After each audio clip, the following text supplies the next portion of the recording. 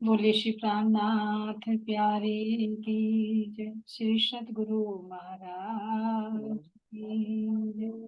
श्री गुरु श्री रामचंद्र जी महाराज की जय।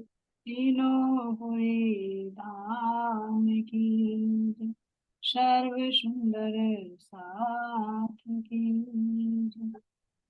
बंदो सतगुरु चरण को करो सुप्रेम प्रणाम।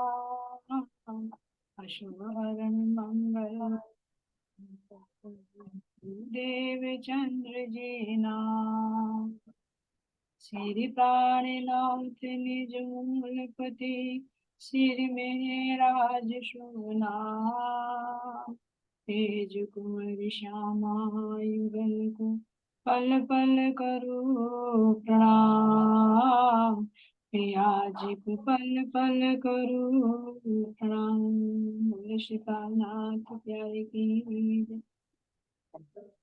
चर्चा प्रारंभ होते हैं सुनो साथ चित दे। भजो श्री राज श्यामा जी श्री प्राणनाथ सखी जीवन हमारे। श्री महामति कह साथ जी भया चर्चा का बखत। अब तुम सुनियो चित दे लाल आगे आए बैठे न तखत। लाल आगे आए बैठे न तखत। बोले श्री प्राणनाथ प्यारे की जय। सतगुरु महाराज की जय। प्राणानाथ प्यारे श्री प्रसाद जी, आप सबके में विराजमान राम प्रियतम प्राण वल्लभ के नूरी चरण कमल में कोटि कोटि शरणाई प्रणाम। चंद्र सुंदर साहब जी बेतक साहिब की तरफ। तो कहाँ का प्रसंग चल रहा है सुंदर साहब जी हमारा? शुक्राना आप है ना। आकोट का वर्णन करते हुए महाराज जी कह रहे हैं कि किस तरह से उन घड़ियों को याद करो जिन जिन घड़ियों में श्री जी ने आपकी रक्षा की है ना। किस तरह से तुम्हारी रक्षा की और कैसे कैसे फिर तुम्हारे साथ में माया से जब युद्ध हुआ तो दज्जाल ने भी अपनी फौज कैसे तैयार की। तो सुंदर साथ जी यहाँ पर कह रही हैं जो चार बताई, कल भी हमने वर्णन किया, इसमें चार कौन कौन सी बताई है। तो इनसे क्या करना पड़ेगा सुंदर साथ जी, क्यों बताए महाराज जी ने? क्योंकि ये चार माया के हथियार हैं। अगर हम इनके चक्कर में फंसते हैं तो हम अपने आध्यात्मिक मार्ग से हट जाते हैं। इसलिए इसमें कह रही हैं, कौन सी कह रही हैं? एक बेईमान औरत और बाजे बजावन हार। तीसरे पढ़ने वाले दम के। चौथे जादूगर होशियार। चौथे जादूगर होशियार। सबसे पहले कह रहे एक बेईमान औरत। तो यानी जिसको कह रहे हैं बेईमान का मतलब क्या होता है कि जो भोग विलासिता की तरफ को ज्यादा आकर्षित है। अगर हम उसकी संगति करते हैं, चाहे स्त्री हो चाहे पुरुष हो, जिस उसकी संगति करेंगे तो उसके गुण अवश्य हमारे अंदर आए। तो जैसे वो भोग विलासिता की तरफ को उन्मुख है ऐसे वो संस्कार हमारे अंदर भी पड़ते चले। और रही दूसरी बात, स्त्री के लिए क्यों कहा? क्योंकि अगर मतलब परिवार में भी देखिए, अगर स्त्री ही भोग विलासिता में लीन है तो क्या होगा सुंदर साथ जी? बच्चों पर भी वही इफेक्ट पड़ेगा। तो बच्चे भी भोग विलासिता की तरफ, आध्यात्मिकता की तरफ से अलग हट जाएंगे, है ना। तो इसीलिए कह रहे हैं कि ये क्या है, माया की ये एक हथियार है ताकि हम जो आत्मा परमात्मा की तरफ को जा रही है उनको अपनी तरफों में खींच। तो इनसे चौकन्ने रखना, इनके हल्के में नहीं लेना। तो ये देखना है कि कहते हैं ना कि अच्छे की संगति करनी चाहिए, क्योंकि संगति का प्रभाव ऑटोमेटिक पड़ता है और जब पड़ता है ना पता भी नहीं चलता कि कैसे पड़ता। लेकिन बुरी संगति तो कभी ना करे, क्योंकि कहा कि बुरी संगति करने से अच्छा तो एकांत में रहे, अकेला रह ले वो बेटर। तो इसीलिए कह रहे हैं कि अगर संसार की तरफ को किसी की वृत्ति है और हम उसकी संगति करते हैं तो उसके विचार हमारे अंदर आने शुरू हो जाते हैं। फिर हमारा, क्योंकि संसार की तरफ को आकर्षण ज्यादा होता है, इंद्रियों के विषय बहुत नजदीक होते हैं, तो इधर को तो बहुत जल्दी फंस जाता है जी, और आध्यात्मिकता की तरफ को थोड़ा संसार से अलग हटना पड़ता है, तो उधर को चलते हुए बहुत कठिन लगता है। उधर का रास्ता सूना लगता है, इधर का क्या लगता है कि जैसे इधर बड़ी रौनक हो। तो इसलिए कहा कि एक जो भोग विलासिता में रमण करने वाली स्त्री है, उसका भी संगति नहीं करनी चाहिए, क्योंकि ये किसका है? दज्जाल का हथियार है। तो अगर हम अपने आध्यात्मिक मार्ग पर चल रहे हैं और किसी कारणवश अपने रिलेटिव्स में या अपने मोहल्ले पड़ोस में या किसी में भी अगर कोई भोग विलासिता में डूबी हुई, हम उसकी संगति करते हैं, तो समझ लो हमारा रास्ता माया की तरफ को चल पड़ा है, हम उल्टे चल, ये माया का हथियार आना हमारे पर शुरू हो गया। दूसरा बता रही है बाजे बजावन हार। अब बाजे कौन से बजाने सुंदर शाह जी? जो संगीत है, क्योंकि बाहर का जो संगीत होता है, एक तो होता है शास्त्रीय संगीत, एक जैसे अपने वाणी का गायन होता है, तो संगीत भी ऐसा होना चाहिए जो अपने परमात्मा से जोड़ता हो। और अगर हम अपने भजन तो हमें अच्छे नहीं लगते, हम बाहर का म्यूजिक सुनते हैं, फिल्मी गाने सुनते हैं, तो वो भी हमारे विकृति को बढ़ाता है, बाह्य तरफ को हमारा उन्मुख कर देता है। तो इसलिए कह रहे हैं कि बाजे बजावन हार, यानी बाहर के जो अश्लील गाने चलते हैं, ये फिल्मी गाने चलते हैं, इनसे भी हमें दूर रहना चाहिए। क्योंकि जब हम एक बार सुनेंगे, जैसे कल भी प्रसंग आया है, जब हम संगीत को सुनते हैं तो वो उसके शब्द जब जाते हैं तो हृदय को स्पर्श करते हैं। तो जब हम भक्ति से भरे हुए, प्रेम से भरे हुए धनी के उन भजनों को सुनेंगे तो सुरता कहाँ रमण करेगी? परंता में। और अगर हम गलत शब्द सुनते हैं, संगीत को सुनते हैं, तो वो भी हमारे चित्त वृत्ति को विचलित करता है। इसलिए ये भी कहा कि ये क्या है? माया का ये भी हथियार है। अगर हमारा इंटरेस्ट बढ़ रहा है कि हम फिल्मी गाने सुने, मूवी देखे और ऐसे ऐसे भजनों पर ही हम नृत्य भी करें, तो ये भी किसका? सुंदर साथ जी, माया का ही हथियार। तो हमें इससे भी चौकन्ने। तीसरा क्या बता रहे हैं? तीसरे पढ़ने वाले इलम। कौन से इलम के? जो बाह्य ज्ञान होता है और बाह्य ज्ञान होने के बाद उसमें अहंकार भी हो जाता है, तो उस अहंकार से भी बचने के लिए श्री जी कह रही, जैसे अभी अकिल आकिल खान था, जिन्होंने जिनके पास रुक के भिजवाए थे, लेकिन वे नहीं माने। शेख इस्लाम था जो काजी था, लेकिन नहीं माने। तो यानी जो बाहर का ज्ञान रखते हैं, जैसे हम अपने लिए कि हमारे वेद शास्त्रों की एक एक मात्रा पर लड़ते हैं, महाराज जी कह रहे हैं कि वेदों के इन एक एक मात्राओं पर लड़ाई करते हैं, लेकिन जो गुज मायने हैं उस तक पहुंच नहीं पाते। तो ऐसे बाहर के ज्ञान से भी महाराज जी बचने के लिए कह रहे हैं, और कह रहे हैं कि अपने धनी से संबंधित उसी ज्ञान में डूबते चले जाओ। बाहर का ज्ञान अथाह है सुंदर शादी, किसी भी चीज में चले जाओ, किसी भी लाइन में चले जाओ, हर एक का ज्ञान अथाह है। जितना अंदर चलते जाओगे उतना ही वो विस्तृत होता चला जाएगा। तो ये ज्ञान भी महाराज जी ने क्या बताया कि ये भी मेरे धनी के मार्ग में रुकावट है। इलम चातुरी खूबी अंकी मोहे यही लिखा पढ़, यही न देवे देखने मेरे दूल्हे के मुख का मुंह। तो अगर हमें बाहर का ज्ञान ज्यादा होकर और उसी की हम लगे रहते हैं, उसी में उलझे रहते हैं, तो ये संसार की चतुराई तो है, लेकिन ये एक पर्दा हो गया किसके बीच में? मेरे और धनी के बीच। इसीलिए कह रहे यही न देवे देखने मेरे दूल्हे के मुख का मुंह। ज्ञान तो हो, लेकिन कैसा हो? वो प्रेम से युक्त हो, प्रेम से भरा हुआ, ना कि अहंकार से भरा हुआ, जो हमारे अहंकार को बढ़ाए। तो उस ज्ञान से भी महाराज जी बचने के लिए कह रहे हैं। और कह रहे हैं चौथे जादूगर होशियार, जो यहाँ जादू दिखाते हैं या कोई तांत्रिक विद्याएं करते हैं या मतलब चमत्कार करके कुछ भी कर देते हैं, तो उनसे भी महाराज जी कह रहे हैं कि वो भी किसकी है? शैतान की फौज है, तो उससे भी दूर रहो। कैसे? मान लीजिए कोई अपनी सिद्धियां करके, अब भाई वो मन की बात बता देता है, वो घर में ऐसे ऐसे कर देता है, कोई तांत्रिक विद्या करते हैं, कोई मन की बात परख लेते हैं, क्योंकि बहुत सारी सिद्धियां हैं। अगर वो उनको उनको प्राप्त कर लेता है और दूसरा बंदा उनके पास जाता है, तो वो ऐसी ऐसी बात कहेंगे कि एक ना एक दिन तुम्हारे दिल में बैठ ही जाए। और परमात्मा के यहाँ तो चमत्कार नहीं, क्योंकि आध्यात्मिक मार्ग में तो चमत्कार नहीं हो सकता। भाई ये तो चमत्कार नहीं हो सकता कि महाराज जी तुम्हारे सामने राज्य को खड़ा कर दे, एकदम दर्शन दे देंगे, ये तुम्हारी आत्मा को एकदम जागृत करेंगे। या कोई फूंक मार के तुम्हारे अंदर ब्रह्म ज्ञान भर देंगे कि तुम्हें कुछ कसौटी कसनी ही नहीं। नहीं, ऐसा नहीं, क्योंकि करामात भी कहर बताइए महाराज जी कि जो चमत्कार है। और ये क्या करते हैं, यहाँ की सिद्धियां ले लेते हैं और सिद्धियां करके फिर दूसरों को भटकाने लगते हैं, तो यही संसार में अलझ कर रहे हैं। अरे महाराज जी अष्ट सिद्धियां क्यों ना करें, लेकिन फिर भी उस परमात्मा को नहीं पा पाते। तो इनसे भी जो हम किसी से बुझा लेने के लिए जाते हैं, किसी तांत्रिक के पास जाते हैं, किसी जादूगर के पास जाते हैं कि भाई कमाल करके मेरे दुखों को दूर कर देगा, तो महाराज जी कह रहे हैं कि इनसे भी दूर रहो, ये भी दज्जाल के हथियार हैं। तुम जाओगे, विश्वास करोगे और पता नहीं चलेगा कि तुम कब सत्य मार्ग से हट जाओगे और उनकी बातें तुम्हें सत्य लगने, क्योंकि माया देखते ही लग जाती है, छूते लग जाती है। तो ये चार खोज कह रहे महाराज जी कि ये चार फौज किसकी है, दज्जाल की है। तो तुम्हें इससे सावधान रहना।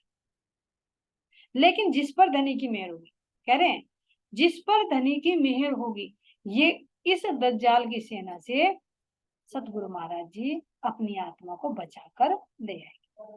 इसलिए कह रहे कि लेकिन किसका, जिसका ईमान धनी पर पक्का हो। ध्यान देना, जिसका ईमान धनी पर पक्का होगा तो ये दज्जाल की सेना उसका कुछ नहीं बिगाड़ पाएगी। अपनी परख से ये तो फिर हम इतने मजबूत हो कि हम अपने धनी के अलावा किसी और को अच्छी ना लगे, जब अच्छी नहीं लगेगी तो जाओगे भी नहीं उसकी।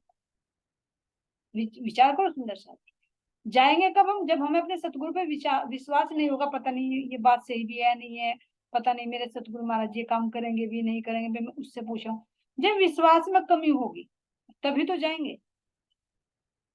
अगर विश्वास पक्का है तो ये माया उसका कुछ भी नहीं बिगाड़ पाएगी।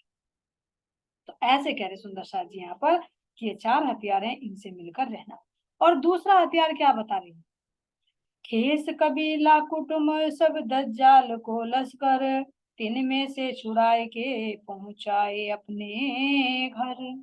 खेस कबीला कुटुंब, अब देखना कह रहे यहाँ पर खेस मतलब जाति, जाति हो, तुम्हारा कुटुंब हो, कबीला हो, इनमें कोई भी परिवार का सदस्य, रिश्तेदार ही क्यों ना हो या तुम्हारा पड़ोसी ही क्यों ना हो, अगर वो तुम्हारे आध्यात्मिक मार्ग से हटाता है, तुम्हें अपनी भक्ति से रोकता है, तो वो भी दज्जाल की ही सेना है। ये समझो, उसी की सेना का मेंबर है, चाहे कोई भी हो परिवार।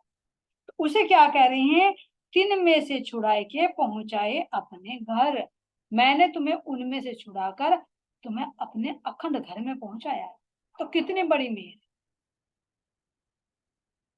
जिसका हमें पता ही नहीं था, जिस कुटुंब कबीले में हम भटके हुए थे, ठीक है, उसमें से ही महाराज जी ने कैसे दिखा दिया, पहचान करा दी कि देखिए सब सपना है। लेकिन सुंदर साथी हमारा जी ये नहीं कह रहे कि जानबूझकर तुम अपने कुटुंब और परिवार को छोड़ दो, सबको कहने लगे कि ये तो दज्जाल की सेना। नहीं, किसको कह रही है, जो तुम्हारा विरोध करता है, तुम्हारे भक्ति के मार्ग में रुकावट डालता है, तो उसको कह रही है कि वो सब दज्जाल की लश्कर है, उससे सावधान।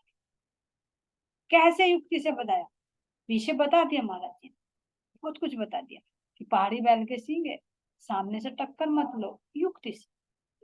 छल है, छल को छल से जीत, युक्ति बता, सिर नहीं मारना।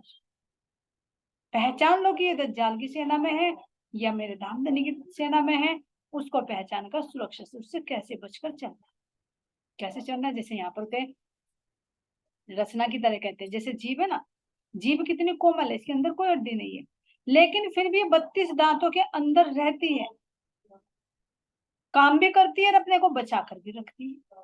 बताओ, बोलती भी है, खाना भी खाती है, सब कुछ करती है, और फिर भी इन 32 दांतों के अंदर रह रही है, जो उसको एक जरा सी चूक के कारण ही काट डालेंगे। तो ऐसे ही सुंदर साथ जी हमें भी धनी कह रहे हैं कि तुम अपने हृदय में प्रेम भरकर युक्ति पूर्वक अपना आध्यात्मिक मार्ग पर चलते रहो, आत्मा का कल्याण करते रहो, और जो दज्जाल की लश्कर है इससे भी सुरक्षित रहो। कैसे, मीठी वाणी के माध्यम से, जैसे रसना रसीली है, कोमल है, अकड़ से नहीं, नरमाई से, ऐसे तुम इनसे बच जाओगे। तो ये कह रहे सुंदर साथ जी तो यहाँ पर दिखा रहे महाराज जी। तो किस तरह से जब तुम 12 ब्रह्म मुनि औरंगजेब की कैद में गई थी, उसको भी याद दिला रहे कि कहाँ कहाँ पर मैंने किया। उससे लड़ने के लिए गए, लेकिन उसने पैगाम नहीं माना। क्यों नहीं माना? क्योंकि जो उसके अधिकारी थे वे क्या थे? दज्जाल के ही रूप थे, उसी की सेना में थे, दज्जाल की सेना। तो वो जो विश्वास लाने के लिए भी तैयार हो गया था, लेकिन उसके अधिकारियों ने उसको कैसे बहका दिया कि ये तो कोई ढोंगी हो सकते हैं, किसी के राजा के भेजे हुए हो सकते हैं, ये तो तुम्हें मार डाल सकते हैं। तो वो भी तो दज्जाल का ही रूप था। तो अगर तुम्हें भी कोई भटकाता है, कोई उकसाता है, तुम्हारे अंदर डर भरता है, अरे तुम कहाँ पर चल रहे हो, तुम्हारे तो घर का सारा काम छूट जाएगा, वो छूट जाएगा, तो समझो वो क्या है? दज्जाल की सेना हमारे सामने आ रही है। फिर वही होगा जैसे औरंगजेब का हुआ, कि तब तो कर रहा था, इंतजार तो था कि इमाम मेहदी आएंगे, लेकिन अपने दरबारियों के बहकावे में आकर वो सत्य परमात्मा से चूक गए। कयामत को पहचान नहीं पाया, इमाम मेहंदी को पहचान नहीं पाया, और उसके हुक्म को भी उसने ठुकरा दिया।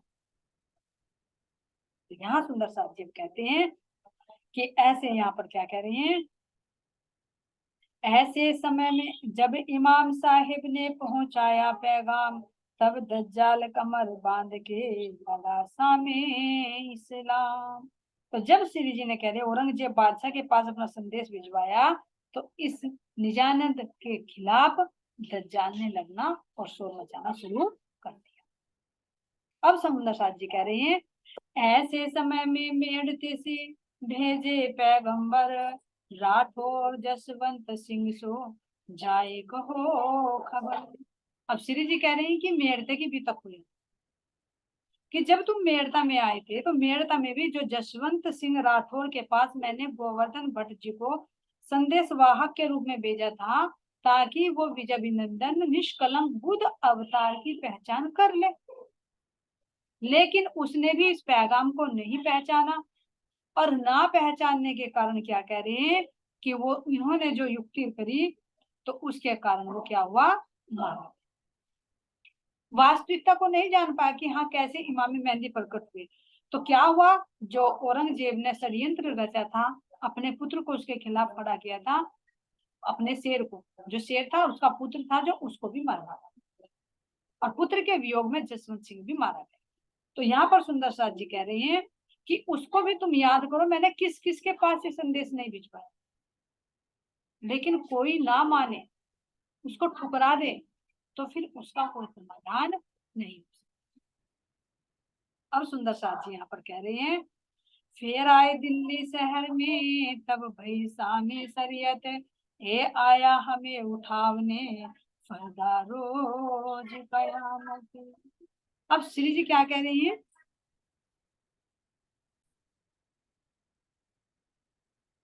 है ना? तो अब क्या कह रहे सुंदर साथ जी, कि अब उसको याद करो कि जब दिल्ली में आई, है ना, और दिल्ली में मैंने अपना संदेश भिजवाया, लेकिन फिर भी उसको वे पहचान नहीं पाए। तो सारी जितनी भी यहाँ पर हुई है सुंदर शाह जी, उन सबकी पहचान करा रहे हैं कि देखो तुम औरंगजेब की कैद में गए, तो वहां पर भी मैंने तुम्हें कैसे सुरक्षित रखा। नहीं तो ये देखो घोड़े ही तो मारे हैं, नहीं तो इनके लिए कोई काटना मारना कोई मुश्किल बात है। 4 महीने रहे उसकी कैद में, मार भी सकते थे, क्योंकि हिंदू होकर पहचान दिए थे कि हिंदू है, तो हिंदू होकर कुरान पढ़ रही हैं, लेकिन उनको ये गवारा नहीं था। फिर भी कह रहे हैं कि देखो मैंने तुम्हें कैसे उनसे बचा लिया। अब सुंदर साथ जी कहते हैं कि जो अब यहाँ की सारी बात बता रही है कि किस तरह से कहाँ पर गए, राणा राज सिंह के पास में गए उदयपुर में।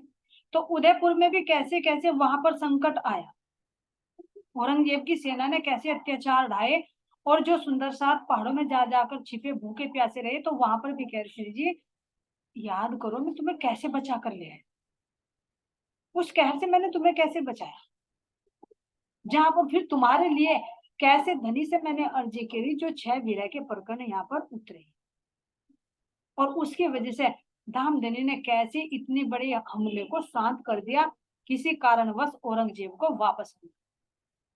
तो कह रहे कि उस शुक्राना को तुम याद करो, और कैसे फिर कहाँ गए? राजा भाव सिंह के पास गए औरंगाबाद में। तो वहां उसके पंडितों ने कैसे तुम्हारे पर जुल्म ढाए, है ना, उससे भी मैंने तुम्हें कैसे बचाया। क्योंकि जब राजा भाव सिंह का देहांत हो गया तो फिर फतू अल्लाह क्या करना था, हमला कर दिया था उसने कि ढूंढो वैरागियों को और मार डालो, कैद में कर डालो। तो ये कह रहे कि महाराज जी की याद करो मैंने तुम्हें कैसे वहां से भी सुरक्षित बचाया है। राज्य महाराज जी बता रहे हैं और कह रहे हैं कि कैसे रास्ते में जब चले तो बैरी साहब ने तुम्हें लूटने के लिए, तो उसकी माँ को मैंने खड़ा कर दिया जो लठ लेकर आई कि तू कैसे इन बैरागियों को लूटेगा, तो वहां से भी मैंने कैसे बचाया। और इब्राहिम फतू अल्लाह के अंदर बैठकर जैसे दज्जाल ने शोर मचाया तो उनको याद करो मैंने तुम्हें पल पल कैसे तुम्हारी रक्षा की है। तो ये क्या कह रहे हैं सुंदर साथ जी, शुक्राना की उस शुक्राना को याद करो। और तुम्हारे सुरक्षा के लिए मैंने कैसे अपना असराफिल और जबराइल भेज दिया, खड़ा कर रखे हैं सुरक्षा।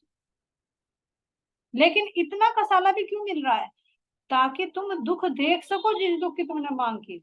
नहीं तो कह रहे महाराज जी कि मैं तो फूल पांगरी जितना भी दुख नहीं देना चाहता अपनी रूहों को, और तुम ये समझ के बैठ गए कि मुझे ये दुख मिल रहे हैं। नहीं, ये तो एक माध्यम बन रहा है, तुम्हारी परात्म तुम्हारी आत्म इस दुख को देख रही है, उसे दुख नहीं लग रहा।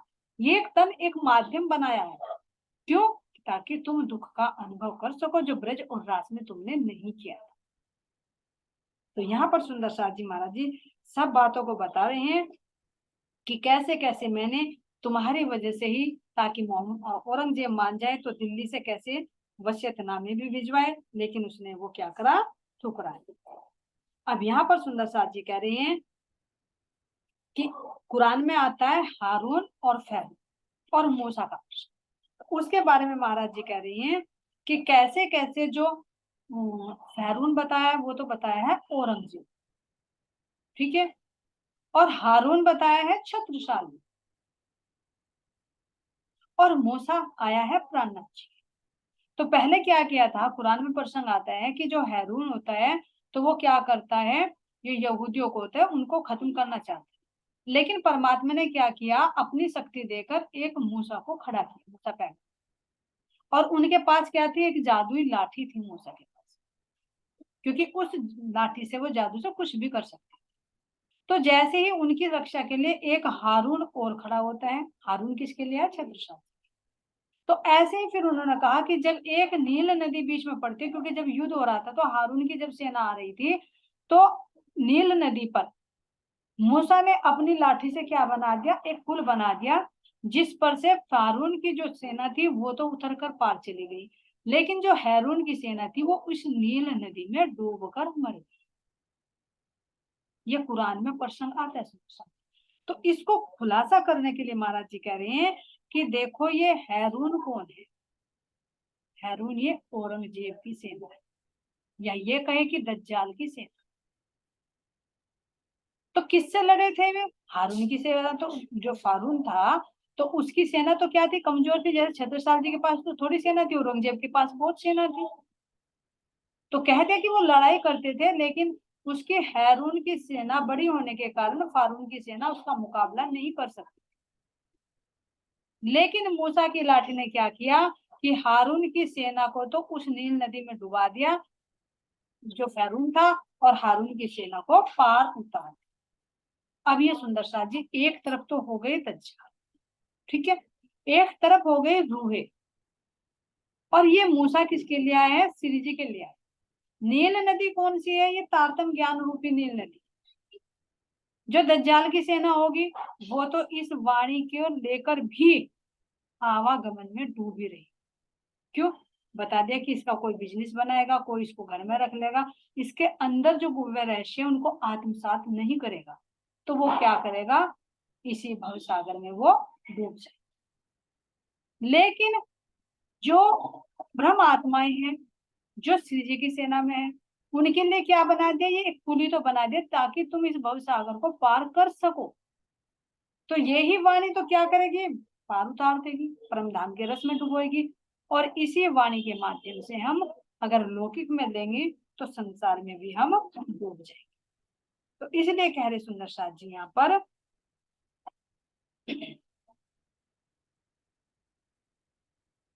अरज करी सुभान ने जब राइल भेज दिया, दे 10 सिपारे कुरान के बहुत खुशहाल किया। इन सते इन समेत दज्जाल ने बड़ी करी तलाश, राखे मोमिन पन्हा में बहानी दज्जाल किया।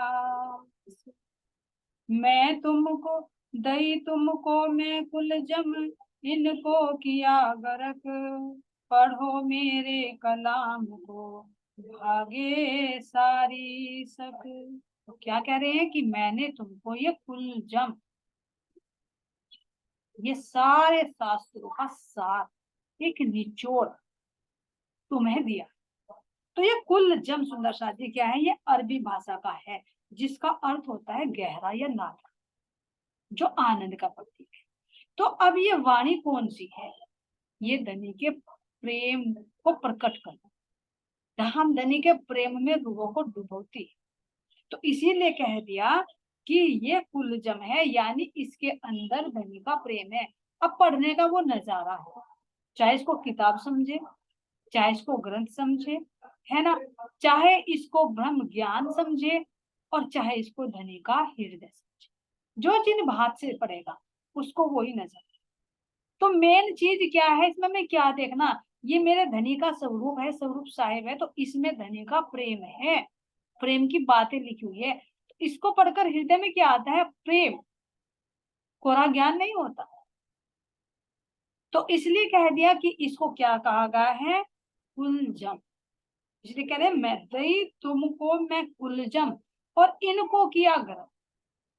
किसको किया गर्क, जो दज्जाल की सेना है, जो इमाम मेहंदी पर विश्वास नहीं लाती, तो वो तो क्या हुआ, इस भव सागर में ही डूबकर मर गया।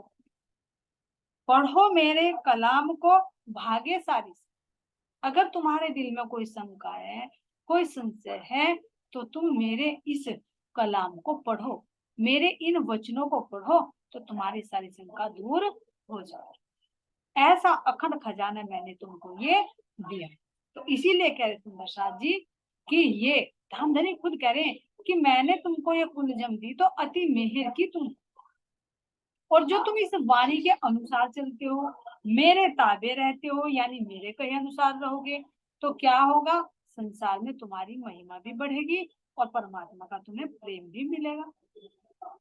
लेकिन अगर मेरे कलाम को ठुकराते हो, मुझे ठुकराते हो, तो क्या होगा, तुम्हारे ऊपर बहुत ही जुल्म। जुल्म का मतलब क्या होगा कि तुम्हारी संसार से बादशाहत भी छूट जाएगी, और कोई तुम्हारे सम्मान भी नहीं करे, ना तो परमात्मा मिलेगा और ना ही संसार, दोनों छोर से खाली हो जाओगे। और अगर धनी की तरफ लगते हैं तो क्या होगा, दोनों तरफ से धन, जैसे ब्रह्म मुनि हुई, संसार में भी धन धन है, जब तक सृष्टि है तब तक इनका गुणगान किया जाएगा जो धनी पर न्योछावर हो गए, और परम धाम में भी उनकी साहिबी का गान होगा, सब धन धन करेंगे, सिर मोर कहलाएंगे। और जो सुंदर साथ जिन्होंने ठुकरा दिया, तो वे क्या कहलाए, कि वे तो काफर हो गए, यानी धनी के ही कुरान, धनी के संदेश को उन्होंने ठुकरा। ऐसे सुंदर साथ जी कह रहे हैं, श्री महामती कहे मोमिनो शुक्राना लाओ बजाए, दज्जाल सो लड़ाई और क्यों कर लिए बचाए। तो श्री महामती जी कहते हैं, साथ जी आप पल पल धनी का धन्यवाद कीजिए, पल पल जो दज्जाल से होने वाली लड़ाई में पल पल आपकी सुरक्षा करते। तो ये सुंदर साथ जी, ये तो शुक्राना दिखाया कि जैसे जैसे सुंदर साथ के साथ में घटना घटी, तो उन एक एक चीजों को दिखाया कि देखो मैंने पल पल तुम्हारी रक्षा कैसे। आप सोचे कि हम कैसे करें। तो अब अपनी पिछली बीतक को उठाकर देखिए, जैसे जैसे हमारे साथ में घटनाएं घटती है, तो कहीं पर कितनी बड़ी आपत्ति आई हो, तो उस आपत्ति से हमें महसूस होगा कि कहां पर मेरे धनी ने मेरी रक्षा की। आत्मा गवाही देती, क्योंकि अंदर से आत्मा के अंदर राज्य महाराज जी तो डाल गए ना वो प्रेरणा, कि देखो मैंने तुम्हें कैसे बचाया। तो अपनी पिछली बातों को हम रिपीट करें, और रिपीट करके देखे कि कहाँ कहाँ पर किस किस घड़ी में धनी ने मेरे पर कितनी मेहर की है, तो फिर दिल से शुक्राना ही निकले। कभी ये नहीं कहेंगे कि धनी ने क्या किया मत। बहुत अंतर है।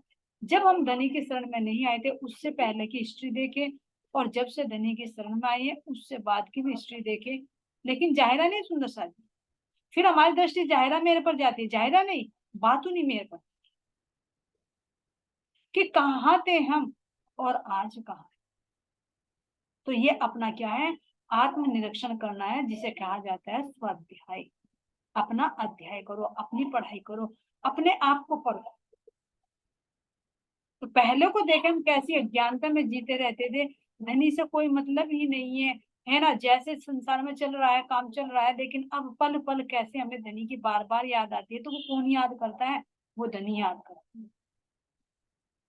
कैसे इन्होंने अज्ञानता में डूबी हुई रूह को एक जागृति ज्ञान देकर प्रकाशित कर दिया। तो ये किसकी मेहर है, ये धनी की मेहर। जाहिरा में भी देख सकते सुंदर साथ जी, और बातों में भी दोनों तरफ से हमें धनी की मेहर ही मेहर नजर आएगी। इसलिए स्वामी लालदास जी कहते हैं कि ऐसे धाम धनी का तो तुम पल पल शुक्राना। पहले सुंदर साथ जी, आगे प्रश्न चलेगा बुरहानपुर की बेटी।